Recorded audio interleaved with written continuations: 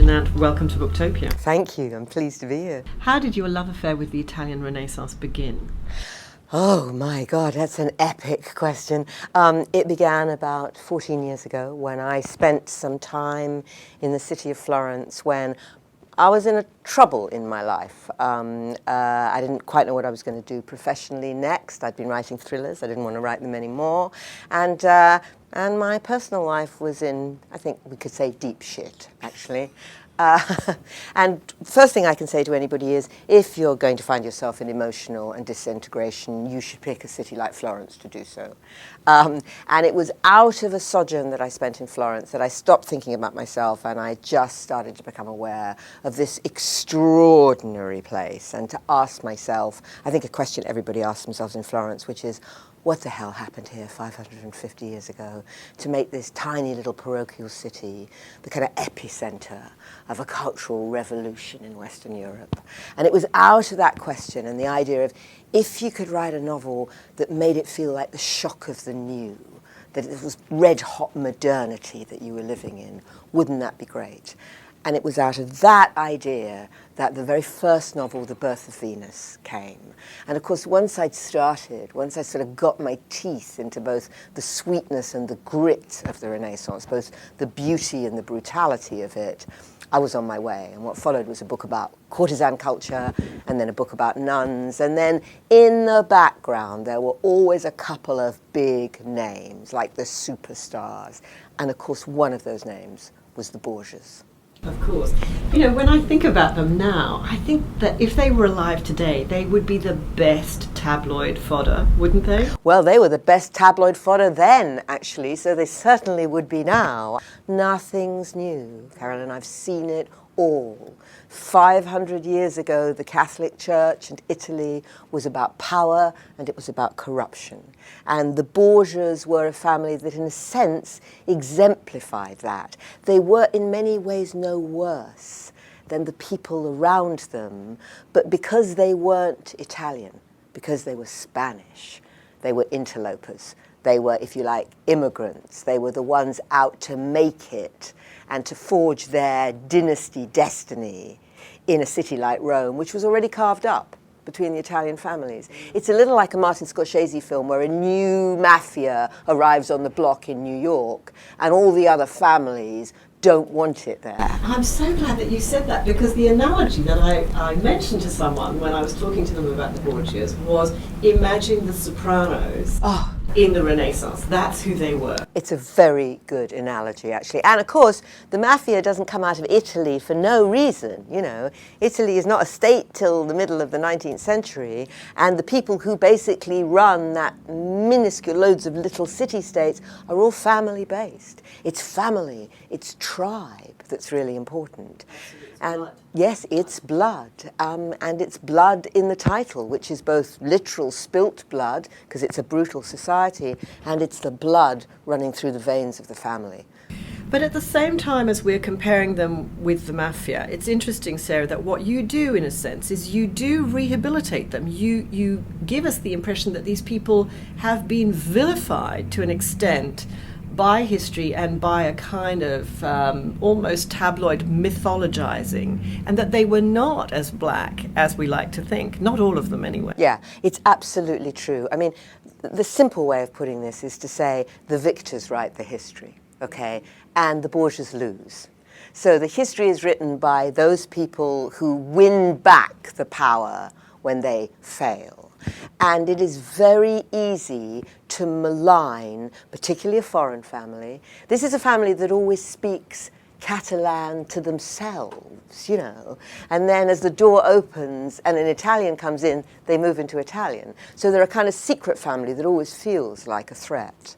And yes, they're brutal. Yes, they're corrupt. But Italy is brutal, and Italy is corrupt.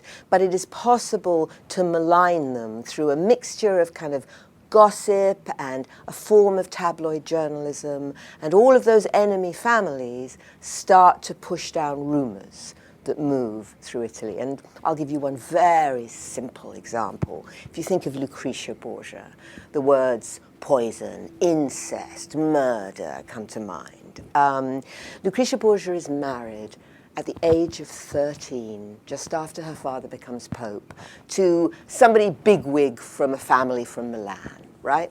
3 years in, they need to stop the marriage because they need to change alliances. It's the Catholic Church. There's no such thing as divorce unless your dad is the Pope, right? So the Pope looks at the marriage and says to her husband, there's been no child for 3 years, you're impotent.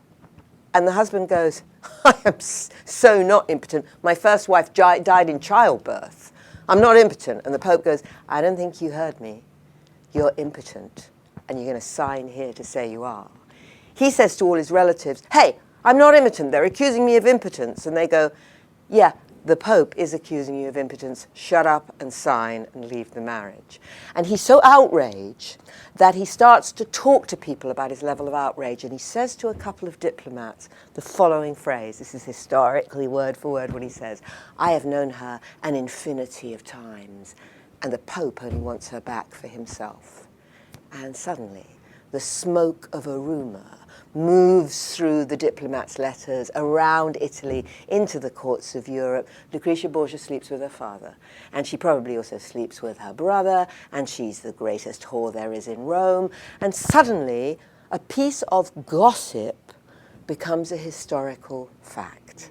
And that's how it works. I'm interested in the fact that you quoted that line so carefully, because you've also, I think, been quoted as saying, if the facts are known, I follow them. So how do you decide how much latitude you can give yourself, how much permission you give yourself as someone who is writing what is historical, so based on fact, fiction? So it's a kind of interesting collision of two things. I do a huge amount of research. I trained as a historian. I completely love sitting in the archives, sitting in the libraries. I drink it up, right? When I can't take in any more, and when I think I've learnt everything that there is to learn, I start to write the fiction. I will never contradict a fact if I know it to be true. Often through this book you'll find, although you won't always know where it is, little phrases, little facts, little letters, all of which come from history. They're word for word quoted. You won't know that because they're part of a conversation or they're part of a scene. And when I don't know the facts, I make an extrapolation based on everything I've learnt about the characters. So if you like, I do a kind of psychological analysis of what I have learnt through all the information in order to answer questions which are still mysterious, such as who killed Juan Borgia, Cesare's younger brother? Was it Cesare, or was it another family who hated him at least as much? You know, history doesn't have the answer to that. So in a sense, I've got no option but to make it up.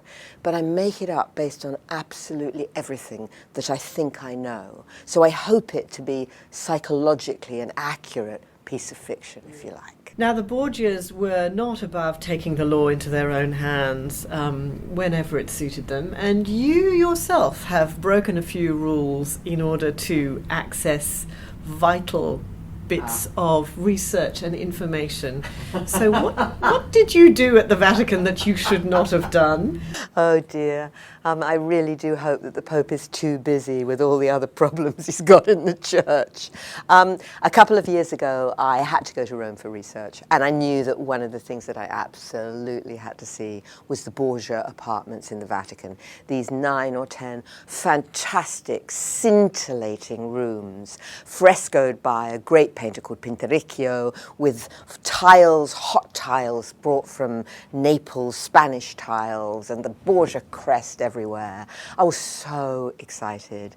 I happened to pick the weekend they were beatifying Pope John Paul, so it was rather a packed weekend in the Vatican. I didn't know. I'd actually left Britain to get away from the royal marriage, but that's another story.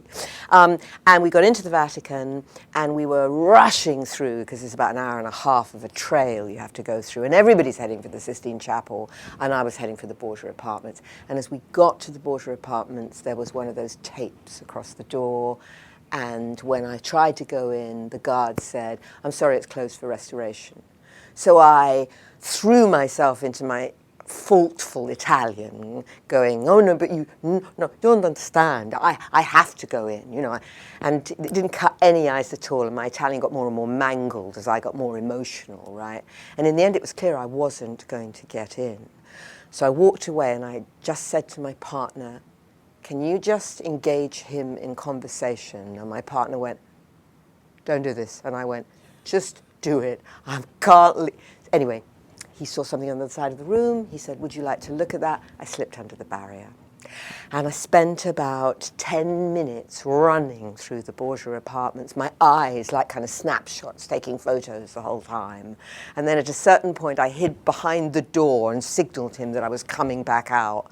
And he again said something to the guard, and I slipped out again. And it was really worth it. It was really worth it, because those apartments, after the Borgias died, and in a sense the Pope who comes after just doesn't want anything to do with them, it's like hacking the names of the pharaohs off the walls, the apartments are closed. And they're closed for a long time because the Catholic Church becomes a bit embarrassed by the Borgias. And they're not opened again till the end of the 19th century. So the quality of preservation of the colours in those frescoes is still absolutely remarkable. So you really have to see it. And as you walk through those rooms, they feel Spanish. They're full of emotion. They're full of colour. And it really is like you can hear Rodrigo Borgia padding his way through there in order to have a conversation with the diplomat, or embrace Lucrezia and sit down to his sardines and Corsican wine.